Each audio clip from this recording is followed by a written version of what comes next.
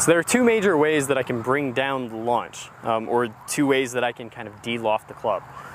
One would be bringing that whole upper body on top of the golf ball. So now when my arms extend, I have shaft lean, but the problem with this method is my angle of attack can get really, really high.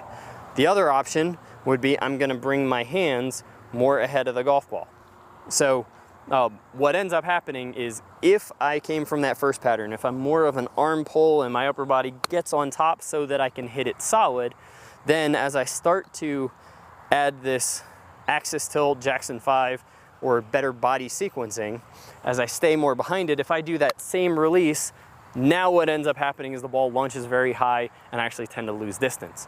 So that's a good challenge for you, is how can I stay more or less behind the golf ball, but use that white movement, use the wrist mechanics to now bring that flight back down. Because if you can do that, what ends up happening is you get a shallower angle of attack, even though you've de-lofted the club, so your spin loft comes down and you actually increase your distance. But there's usually a little bit of growing pains as you're adding some of this Jackson 5.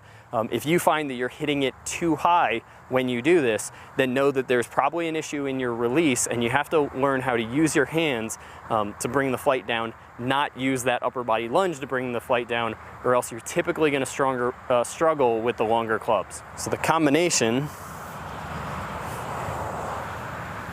of that wipe and Jackson 5, I'll exaggerate both as much as I can, looks something like that.